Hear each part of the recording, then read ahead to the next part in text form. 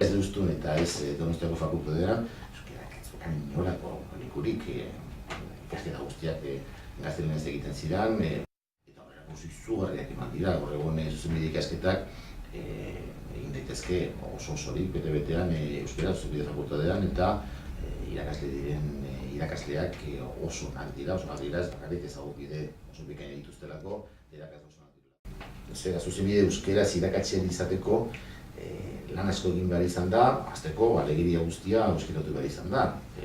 Legeria gaztelaniaz sortzen da. Estatu mailakoa dena, noski, kode penala, kode zibila eta bar, erre gutxean zoden. Baina Euskal Komunitate Autonomoan sortu diren legeak, nahiz eta elebiez argitarapen ofizialean, sortu gaztelania sortzen dira. Eta ni gogoratzen naiz, Batzar Nagusietan nengoenean adibidez, lege bat aplikatu behar genuenean, batzutan, nahiz editzutzaile osonak eskuartu duten lan hauetan, bazordela analitiko desberdintasun batzuk.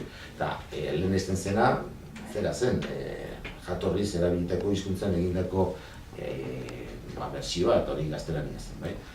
Bestetik edo, zuzenbidean oso importante dira epaiak. Epaiak gaztelaniaz egiten dira.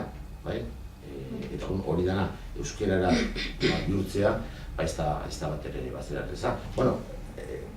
Lehenengo lana izan zen euskera juridiko bat sortzea. Horatzen naiz, Fernando Mendizabalek esaten zigula eta bat egiten nuen beraulkoarekin, euskerak badu aukera ezin hobea, eta aukera hori da euskera juridiko bat sortu. Behar duen ezkero, hizkuntza juridiko hori izan dadila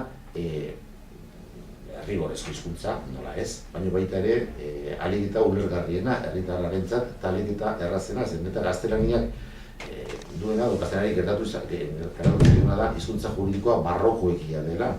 Estruktura sintaktikoak eta esaldiak konplexu biak direla, eta gauzak esan daitezkera modu errezago batean, eta batez ere herritarrak errezago ulertzeko moduan. Eta euskerak izan du aukera horretan ikusten dut ondo egiten ari dela, alegia euskera juridiko on bat sortu duela.